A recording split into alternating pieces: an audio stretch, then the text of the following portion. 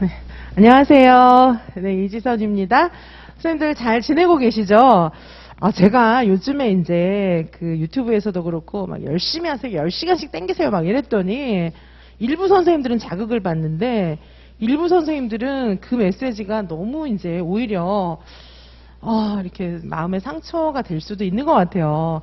근데 이제 다 개인차가 있거든요. 개인차가 있어서 제가 늘 말씀드리지만 우리 유아이명 같은 경우에는요. 지금 이렇게 막 격변기예요. 한마디로 이제 초중등 같은 경우는 이제 거의 다 정해져가지고 이렇게 옴짝달싹할 그런 여유도 없어요.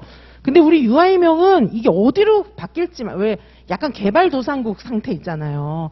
그래서 발전의 여지가 막 많기 때문에 지금까지 열심히 공부하시다가 아이고 튀어보고 실망돼, 만옷에 실망돼, 뭐 유보통합 실망돼 이러면서 그만두면 진짜 손해예요.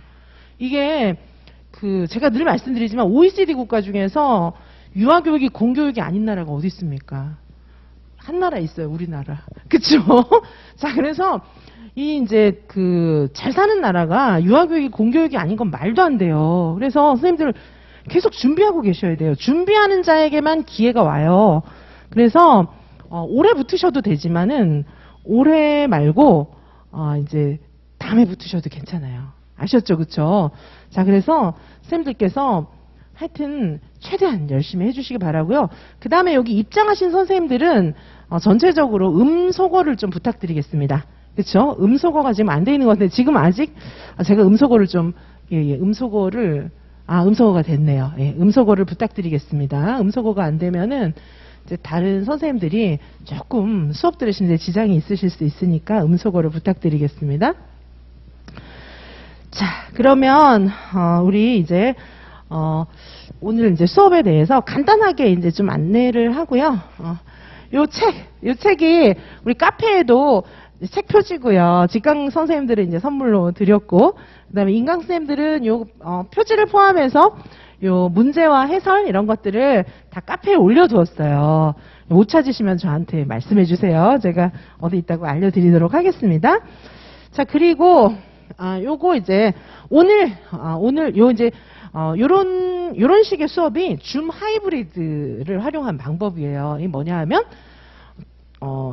직강하고 이제 같은 분위기를 느끼는 거죠. 줌으로 원래 이제 직강하고 그러니까 원래 블렌디드 러닝하고도 이제 비슷한 개념일 수도 있지만은 동시성, 그렇죠? 그래서 요즘에 왜 코로나 때문에 이제 교실에 못 오는 애들 있잖아요. 교실에 못 오는 애들이 교실에 너무 가고 싶은 거예요. 무증상 이런 애들은 왜 또 이제 몸은 건강한데 유치원만 못 가는 거잖아요. 자, 그럴 경우에는 이런 식으로 줌 하이브리드로 해가지고 유치원에 가진 않지만 동시에 참여할 수 있는 거, 이런 걸 이제 줌 하이브리드 러닝이라고 합니다. 자, 그래서 저도 한번 이제 그렇게 지금 해보고 있는 거고요. 자, 수업은 오늘 월요일하고 다음 주 월요일 이렇게 해서 2번 줌 하이브리드 러닝으로 실시를 합니다. 그래서 직강에 오실 수 있는 선생님들은 직강으로 바로 오시면 제일 좋고요. 가능한 한 수업을 조금 빨리 끝내려고 해요. 9시에 끝낸다고 되어 있는데 제가 이제 설명을 막 자세하게 하다 보면 9시엔 도저히 이제 안 끝나지는 게 이제 상식적인데 제 수업에서는. 근데 조금 이제 가능한 한 빨리 땡겨가지고 직강에 오시는 선생님들을 좀 상담을 하려고 해요. 지금 얼마나 상담할 게 많겠어요. 그렇죠? 자, 그리고 줌에 오시는 선생님들도 뭐 상담하실 수 있도록 그렇게 좀 해보려고 합니다.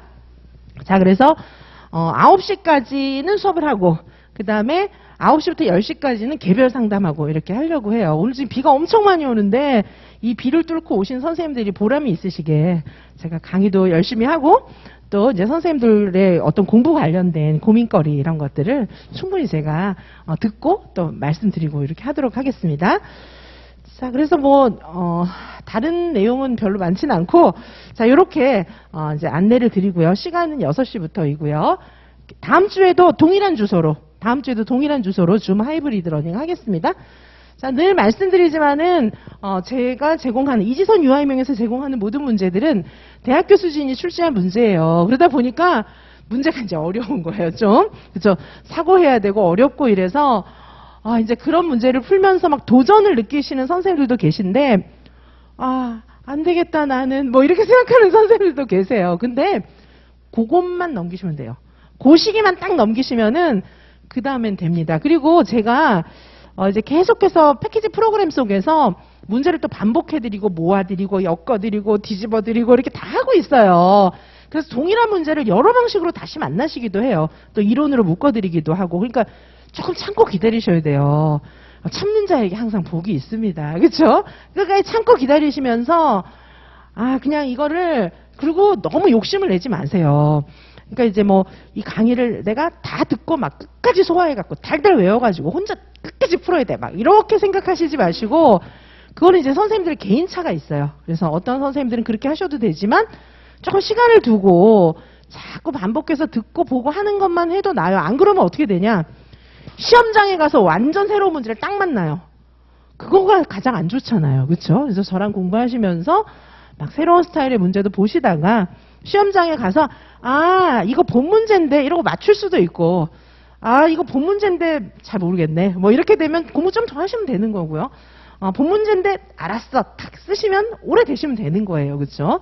자, 그래서 우리에게는 앞으로 많은 기회가 열려있기 때문에 너무 조급하게 생각하지 마시고 좀 인내를 가지고 어떻게 지금 공부해서 하루 이틀 만에 다 할 수가 있어요. 그건 불가능해요. 그렇죠? 그러니까 절대 시간이 조금 필요한데 그거를 인내하는 자들에게는 아름다운 열매가 있어요. 근데 인내하지 못하고 딱 집어치우고 나가면은 그쵸?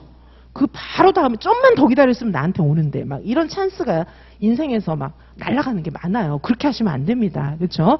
끝까지 인내를 가지고 내 차례가 올 때까지 그 자리에 계셔야 되는 거예요. 그죠? 그 과정에 너무 힘들면 저 찾아오세요. 그죠? 저 찾아오시면 제가 선생님들 끝까지 계실 수 있도록 힘이 되어드리겠습니다. 자, 그래서 대학교 수준들의 문제다 보니까 문제가 좀 쉽지는 않지만 저랑 계속 공부를 하신 선생님들은 오늘 스터디 문제는 좀 쉬울 수도 있어요. 자, 나에게 쉽다 이래가지고 쉬워 막 이렇게 생각하시면 안 돼요. 쉬운 문제 가서 틀리고 오는 분들도 굉장히 많거든요. 그래서 이 문제가 이제 여러 번 내가 풀어봤다 이래서 쉬운 선생님들도 다시 한번 확인하시고 와 어렵다 이런 선생님들도 많이 계실 거예요. 어려운 분들은 이제 괜찮아요. 이제 계속해서 풀다 보면 나중에는 쉬워지기 때문에 자 그래서 어차피 우리가 넘어야 할 산입니다. 자 그래서 오늘 이제 이렇게 진행을 할 건데 일단 지금 논술은 나중에 하려고 해요. 왜냐하면 일단 요거를 하겠습니다. 교육과정 A, B를 하고 논술은 이제 다음에 모아서 보던지 이렇게 하겠습니다. 논술은 사실은 이제 문제 보고 선생님들께서 그냥 한번 좀 혼자 써보시고 제 해답 보고 이렇게 하셔도 괜찮을 것 같아요. 그래서 교육과정 A, B 위주로 이렇게 진행을 하도록 하겠습니다. 자, 그래 보시고요. 여기 중간에 페이지가 약간 빠진 데가 있어서 그거는 별도의 페이지로 올려서 해설을 해드리도록 하겠습니다. 자, 그러면 지금부터 시작할까요? 예, 근데 이게 지금 페이지 공유가 제대로 되고 있습니까? 그쵸? 예, 시작하겠습니다. 조금 느리네요, 제 화면이. 자, 그러면 1번부터 풀어보도록 하시겠습니다. 이제 계정 누리과정 문제입니다. 1번 계정 누리과정. 자, 보시면 다음은 2019 계정 누리과정 및 교육과정 이론에 관한 내용입니다. 물음에 답하십시오. 자, 2019 계정 누리과정 우리가 해설서에 있는 부분들을 이제 좀 이해 중심으로 해시리를 공부를 하셔야 되고, 그 다음에 이제 고시문은 이제 달달 외우셔야 되는 건데, 고시문은 계속해서 반복해서 보시면서 외우시기 바라고요. 저는 제 목소리 녹음해서 외우는 게 제일 좋았어요. 외우는 방법 중에서. 그래서 이제 코팅해서 붙여서 벽에 붙여 놓으시고 이제 수시로 보시고요. 그리고 내 목소리로 녹음해갖고 고시문을 외우시기 바래요. 고시문도 외우셔야 합니다. 그렇죠? 그런데 외우는 것만으로 이제 끝나는 게 아니라 또 해시리를 이해를 하셔야 되니까 자 여기 1번 문제 보실게요. 가는 2019 계정누리 과정의 성격 중에서 한 가지를 설명하고 있는 거예요. 뭔가요? 국가 수준, 지역 수준, 기관 수준, 개인 수준 이런 식으로 이제 국가교육과정의 성격을 설명하고 있는 거예요. 그렇죠? 국가교육과정이라 하면 국가 수준, 지역 수준, 기관 수준, 그죠? 기관 수준은 안 하면 이제 개인 수준 뭐 이런 게 들어가기도 하고요. 그렇죠? 요 수준에서 맥락성을 딱 유지하면서 그렇죠? 교육과정을 이제 실현하도록 한 것이죠. 국가교육과정이라고 해서 막 그죠? 정해가지고 무조건 강제로 다 해! 막 이런 건 아니잖아요. 그렇죠? 국가교육과정이라고 하는 것은 모두에게 혜택이 돌아가게 하기 위함이에요. 그러다 보니까 국가 수준에서 어떤 표준도 만들고 지역 수준에서 이제 국가 수준의 교육과정을 지역마다 다 상황이 좀 다르잖아요. 그걸 반영하기 위한 노력도 하고, 그 다음에 각 기관들이 또 우리 기관의 특색을 살리는데, 우리 기관의 특색을 살린다 하면 우리 유치원의 뭐 교육 철학 이런 것들도, 우리 유치원의 특성 이런 것도 살려야 하지만 우리 유치원 학부모들의 요구, 학부모하고 이제 유아는 같이 봐야 되죠. 그죠? 학부모들의 요구, 유아의 요구 이런 것들을 반영해야 한다는 그런 특징이 있는 것입니다. 그렇죠? 자, 그래서 여기 보시면은 여러 특성을 반영해야 된다라고 하고 있는데, 이 중에서 기관 수준의 특성, 개인 수준의 다양성, 이건 뭘까요? 이게 이제 기관 수준의 특성, 개인 수준의 다양성은 유치원 교실에서 우리가 진짜 실현해야 되는 그런 교육과정의 내용들이에요. 그렇죠? 자, 그럼 어떻게 실현해야 합니까? 그렇죠? 기관 수준의 특성은 우리 유치원의 철학, 학급, 학부모의 특성에 따라서 누리과정을 운영하는 거예요. 그렇죠? 그리고 개인 수준의 다양성도 반영을 해야 돼요. 우리 반 유아들의 연령, 그리고 연령이 같은 5세 반이라 할지라도 애들마다 막 성격이 다르잖아요. 특성도 다르고. 자, 개별 특성, 그 다음에 아이들의 발달 수준도 아이들마다 다 달라요. 유치원 아이들은. 그래서 개인차를 교육과정에 반영해야 된다. 뭐 이런 내용을 담고 있어요. 자, 국가교육과정이라 하면 국가에서 표준을 정해줘요. 59개 내용이라든가 이런 거 딱 정해줘서 해시리에 그런 내용들을 다 설명해줬어요. 국가표준이 있어요. 그렇죠? 근데 국가표준을 기계적으로 다 모든 유치원 다 이대로 하세요. 막 이렇게 하는 거는 그거는 교육이 아니고 무슨 군대 훈련 이런 거예요. 그렇죠? 자, 군대 훈련도 그렇게는 안 해요. 그렇죠? 자, 그래서 국가에서 정해준 내용들을 또 지역 수준으로 다시 또 이제 여러 가지 뭐 교육 시책이라든가 지역 시책이라든가 장학 자료라든가 이런 거 주면서 지역의 특성을 또 살려요. 그렇죠? 그 다음에 어떻게 합니까? 각 유치원이 다 똑같으면 그게 뭐, 그쵸? 다 똑같으면 재미가 없잖아요. 그리고 똑같은 거는 애들이 그만큼 괴롭다는 얘기예요. 애들은 다양한데. 그래서 유치원마다 특성을 살리는 거, 기관 수준. 그 다음에 각 개인들마다 어떤 특성을 반영한다, 교육에. 그래서 기관 수준의 특성, 개인 수준의 다양성. 자, 이런 것들을 우리 유아교육과정 안에 반영하도록 하고 있는 것이 국가 수준에서 국가교육과정이에요. 국가교육과정. 자, 국가교육과정의 의미입니다. 우리 2019 개정 누리과정은 국가교육과정이에요. 그렇죠? 국가교육과정의 의미라 함은 국가 수준, 지역 수준, 그 다음에 이제 기관 수준하고 기관 수준 안에는 개인의 다양성을 반영하는 것까지 같이 포함하는 것입니다.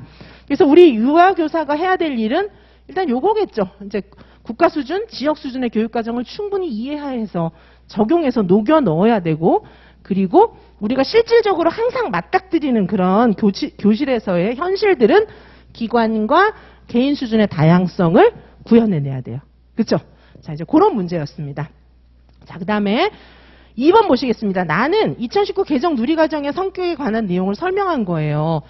괄호에 들어갈 용어를 쓰시오. 자, 보시면 유아는 스스로 자신이 할 수 있는 일을 하고 할 수 있는 일을 해요. 그렇죠? 그 다음에 하고 싶은 일도 선택하고, 그 다음에 이제 자신의 선택과 결정에 대해서 책임지는 경험을 하면서 뭐를 기르는 거죠? 하고 싶은 일도 자기가 선택하고, 자기가 선택한 거에 대해서 자기가 책임지고, 요런 게 자율성이에요. 그쵸? 자율성이고. 자, 그 다음에 유아는 호기심을 가지고 주변 세계를 탐색하고, 상상하고, 탐색하고, 상상하고, 호기심 느끼고, 이런 거는 뭐예요? 창의성하고 관련이 있죠. 게다가 설명이 놀이를 변형하고 창조한다. 뭐 이런 것까지 나와 있어요.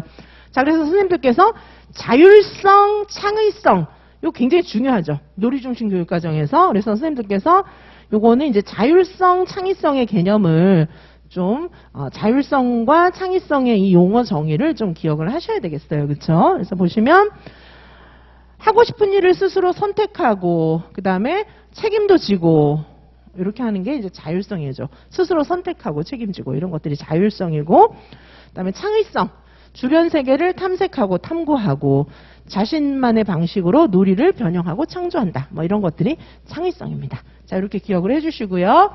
자, 그 다음에 이제 3번 문제 보도록 하시겠습니다. 자, 3번. 다는 콜버그와 메이어가 분류한 교육 이데올로기 유형 중에서 어느 유형에 속하는지, 그렇죠? 자, 보시면은 이제 콜버그 같은 경우에, 그렇죠?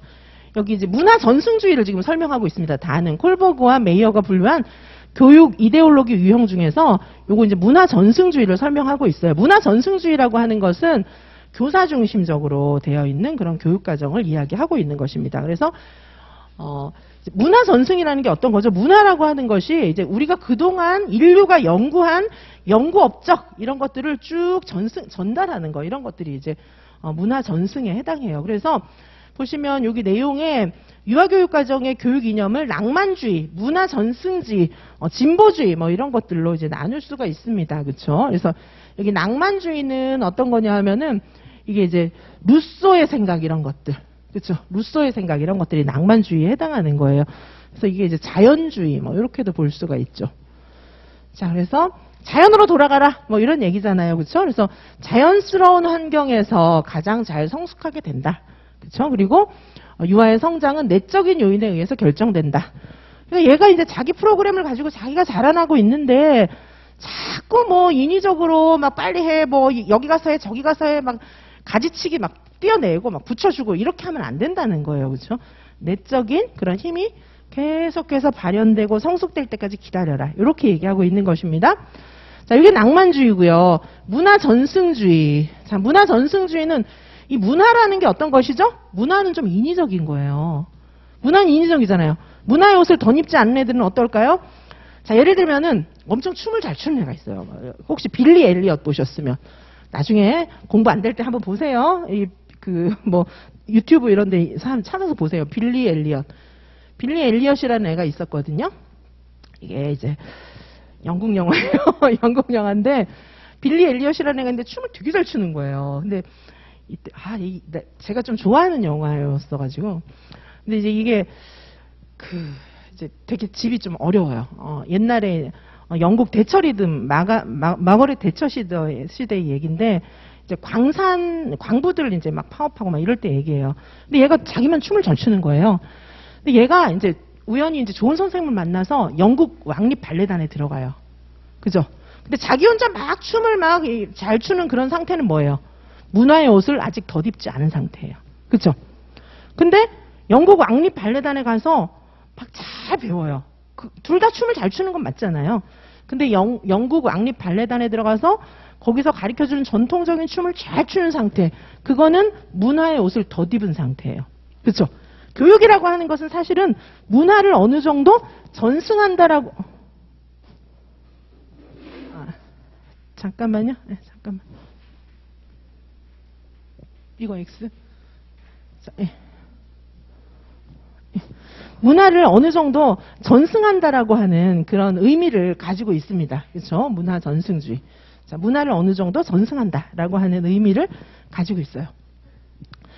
자, 그래서 이 문화를 전승한다라고 하는 것은 교육이라고 하는 것은 문화의 옷을 덧입는 것이거든요.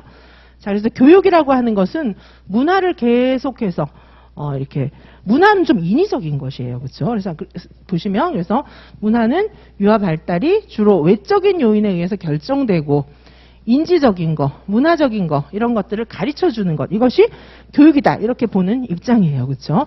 문화 전승주의 이런 것들은 이제 주로 교과 중심 교육 과정이라든가 뭐 이런 겁니다.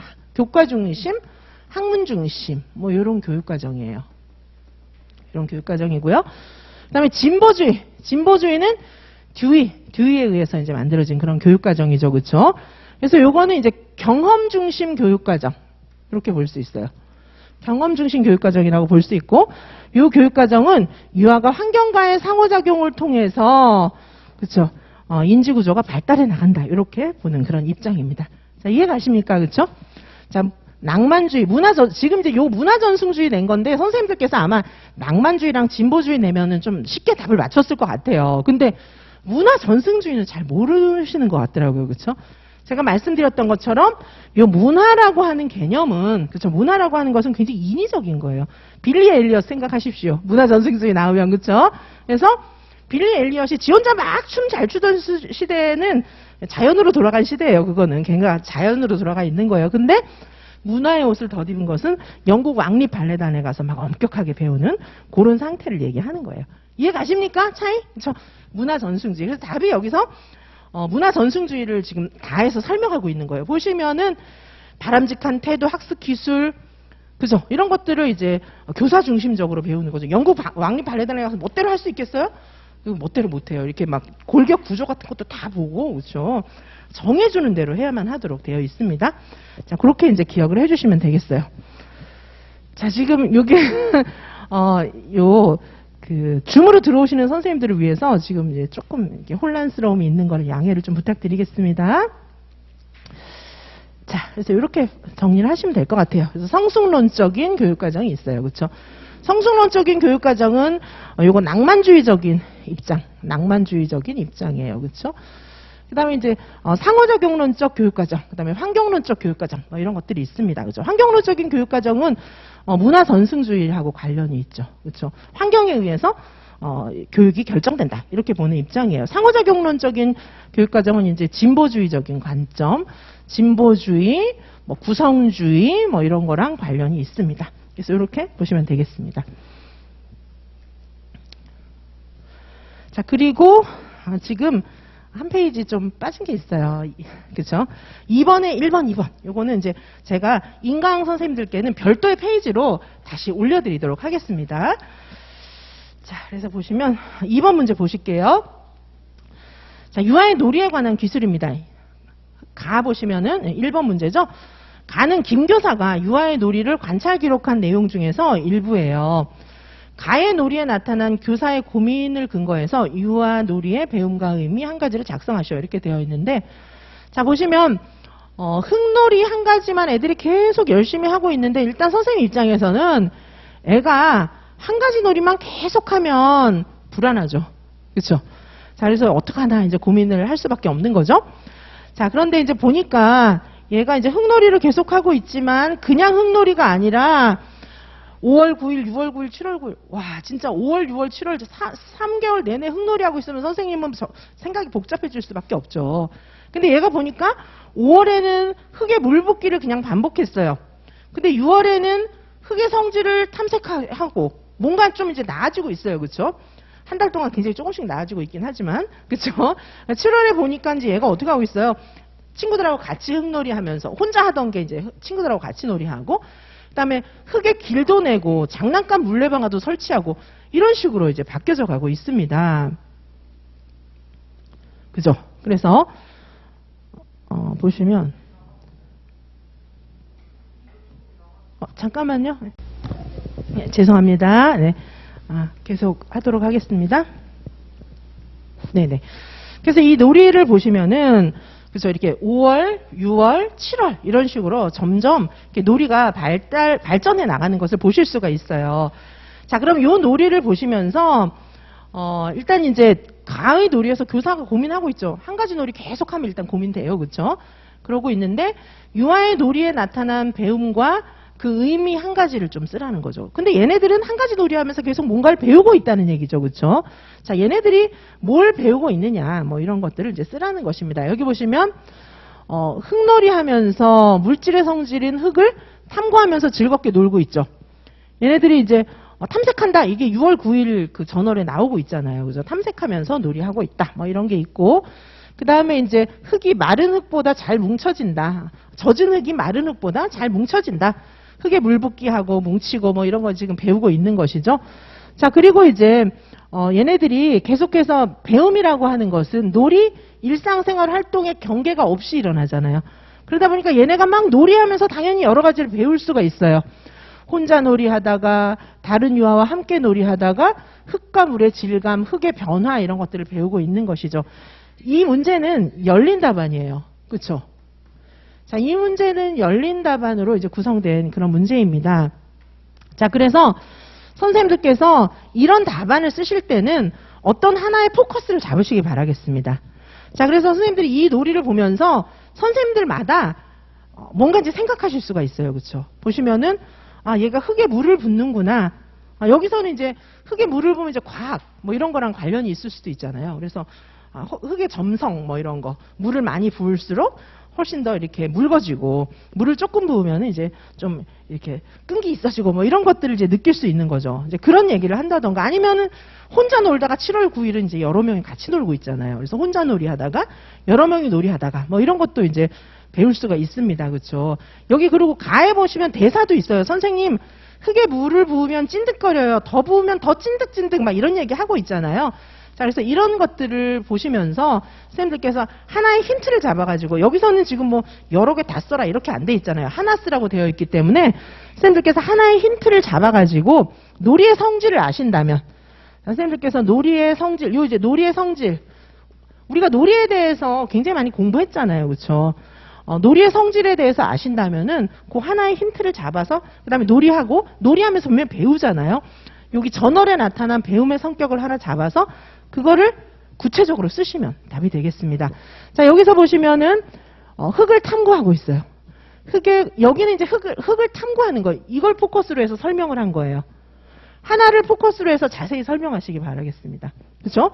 자, 여기 보시면은 이제 놀이 일상생활 활동 뭐 이런 거 속에서 애들이 이제 배우고 있는데 요거는 이제 안 쓰더라도 혼자 놀이, 다른 이와 함께 놀이 하면서 흙의 그런 어떤 특성에 대해서 탐색하고 있다. 뭐 이런 식으로 배움과 의미를 찾아서 쓰시면 되겠어요.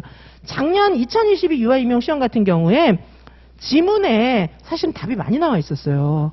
그런데 선생님들 그런 얘기 하시더라고요. 시험은 잘 못 봤는데 나중에 한 1년 뒤에 알고 보니까 문제가 쉬웠어요. 이렇게 얘기를 하는데 그거는 쉬웠다는 뜻이 아니에요. 딱 가서 완전히 당황해가지고 못 쓴 거는 이제 어려운 거죠. 그렇죠? 자, 그래서 선생님들께서 답을 보실 때 지문을 보시면서 원래 선생님들께서 알고 있는 모든 지식을 다 동원해서 차분하게 쓰시기 바랍니다. 제가 요즘 이제 개인지도로 선생님들 많이 만나고 있는데 보면은 새로운 거 나오면 전부 당황해서 막 아무렇게나 쓰세요. 그 이유는 자신 없는 거예요. 자신 없어서 그냥 대충 쓰는데 그렇게 하지 마시고 하나를 잡아서 구체적으로, 그죠? 원인과 결과 뭐 이런 것들을 선명하게 쓰시기 바라겠습니다. 자, 그래서 선생님들은 이제 스스로 내가 유아교육 전문가다라는 생각을 좀 하셔야 돼요. 유아임용 공부도 너무 열심히 하셨고 교사 경력도 있고 이렇기 때문에 좀 자세히 구체적으로 쓰실 수 있는 역량이 충분히 되니까 자신감을 가지고 또박또박 쓰시기 바라겠습니다. 그 이제 직강 선생님들 지금 이제 들으시면서 뭐 다 그럴 것처럼 얘기를 해서 저는 처음엔 다 그러시는 줄 알았거든요. 근데 답안지 보니까 뭐 아니더라고요, 별로. 그래서 자신감을 가지세요. 그죠? 그러니까 선생님들이 실력이 모자라는 부분도 있을 수 있어요. 근데 자신감 모자라서 틀리면 너무 억울하잖아요. 그죠? 자신감을 가지고 내가 모르는 문제는 출제 안 된다. 이런 자신감을 가지고 또박또박 쓰시기 바라겠습니다. 자, 그래서 유아교육과정, 유아의 놀이는 놀이 일상생활 활동 속에서 자연스럽게 일어난다. 이렇게 아시면 되겠습니다. 자, 그 다음에 이제 2번 또 보시겠습니다. 2번. 자, 나는 유아 관찰에 관한 관점을 설명하고 있는 것이에요. 자, 나는 나와 아래의 기술에 근거해서 양적인 측정에 기반한 객관적인 관찰과 유아의 놀이를 교사의 주관에 따라 기술하는 질적인 관찰의 차이 뭐 이런 것들을 설명하라는 거죠. 양적인 관찰, 객관적인 관찰하고 그건 어떤 거예요? 예전에 우리가 이제 했던 관찰들, 그게 이제 양적인 관찰, 객관적인 관찰들이죠. 그런데 요새 지금 놀이 중심 교육과정에서 관찰은 객관적인 관찰, 양적인 관찰이 아니에요. 그렇죠? 양적인 관찰은 진짜 융통성이 없어요. 우리 옛날에 뭐 ABC 서술식 사건 표지법 이런 것들은 이제 융통성이 없는 것이죠. 시간 표지법 뭐 이런 것들 그렇죠. 융통성이 없어요. 자, 그런 것들은 양적인 관찰 방법이에요. 근데 지금 우리가 아이들을 놀이하는 거 사진 찍고 그 밑에다 기술하고 막 이런 방법들은 질적인 방법이거든요. 그래서 요새는 이제 질적인 방법들을 많이 강조합니다. 왜냐하면 양적으로만 이렇게 막 정확하게 측정했다, 객관적으로 해야 되기 위해서 그럴 경우에는요, 그 숫자 안에 너무 많은 것들이 싹 사라져 버려요. 숫자만 나타나고. 그죠? 자, 그래서 여기 나에 있는 것은 본다는 것은 보지 못한다는 걸 의미하는 거예요. 숫자만 보고 딴 건 다 안 봤다. 이 얘기예요. 그렇죠? 지금 그런 얘기를 하고 있는 것이고, 자, 그래서 이 밑에 2번 문제, 2번 밑에 있는 그 이제 지문을 보시면은 비가 오는 산책길, 물고 있는 웅덩이, 아이들의 물 튕기기 뭐 이런 것들을 보면서 선생님은 어떻게 생각했냐면 야, 친구들한테 피해주면 안 돼. 뭐 요것만 생각한 거예요. 그런데 보니까 선생님한테 피해주면 안 돼 이외에도 이 아이가 느끼는 게 많이 있었다는 거죠. 그렇죠? 자, 그래서 지금 이제 양적인 관찰, 질적인 관찰 이런 거에 대해서 이제 좀 차이를 설명하는 것입니다. 자, 양적인 관찰, 양적인 측정에 기반한 관찰은 계획한 유아의 놀이와 발달 측면, 요것만 봐요. 내가 보려고 딱 계획했던 거, 그거밖에 못 보는 거예요. 근데 내가 보려고 딱 했던 것보다 얘네들의 놀이가 막 확장되면서 훨씬 의미 있는 배움이 일어날 수도 있는데, 그거는 관심 없어. 나는 내가 볼 거야. 이것만 볼 거야. 뭐 이렇게 하게 된다는 거예요. 객관적인 그런 양적인 측정 같은 경우에는. 근데 질적인 관찰 기록, 교사의 주관에 따른 질적인 관찰 기록은 유아의 놀이를 보고 느끼고 온몸으로 해석한다. 뭐 이렇게 얘기를 하는 거죠. 그래서 선생님이 이제 양적으로 너는 뭐 블록 쌓기 발달 단계 1단계, 2단계 이렇게 체킹하는 선생님도 물론 뭐 의미가 조금은 있겠지만은 그것보다는 나의 그죠 발달이나 마음이나 이런 것들을 이해해서 내가 필요한 걸 주면서 나를 막 성장시켜주는 선생님이 유아들한테 실제 더 필요할 수 있잖아요. 사실 그런 얘기들을 하고 있는 것입니다. 그래서 관찰이라고 하는 것은 객관적으로 보는 행위일까요? 여기에 질문을 던져요. 2019 개정 누리과정에서는 요거 교사 이제 연수 자료집인데 보고 느끼는 것이 다 객관적일 수는 없지 않나. 그죠? 그래서 양적으로 막 한 번, 두 번 막 이렇게 체크하는 것보다도, 그죠? 뭐 시간표지법 이런 식으로 뭐 10분에 뭐 두 번, 뭐 이런 식으로 표시하는 것보다도 이렇게 선생님이 아이들을 바라보면서 좀 융통성 있게 아이들의 마음을 이해해 주는 것, 이런 것들이 더 필요할 수 있다. 이런 관점입니다. 그렇죠? 자, 그래서 여기 양적인 측정, 질적인 관찰 기록과의 차이, 이렇게 기억을 해 두시기 바라겠습니다. 자, 그 다음에 이제 3번으로 또 돌아가도록 하겠습니다. 윤 교사가 설명하는 바와 같이 배움으로서의 놀이 경험의 특성 3가지를 제시하셔 이렇게 되어 있는데요. 자, 윤 교사가 어떻게 설명하고 있습니까? 지금 수아 어머니가 얘 초등학교 갈 준비도 해야 되는데요. 막 이렇게 얘기를 했더니 윤 교사가 그렇긴 하지만은 사실은 애들은 놀이를 통해서 참 재미있게 놀기도 하면서 오히려 더 많이 배워요. 의미가 있어요. 뭐 이렇게 얘기를 하고 있어요. 자, 그랬더니 이제 수아 어머니가 놀기만 해서 진짜 유능하고 제대로 클 수 있나요? 막 이렇게 얘기를 하고 있습니다.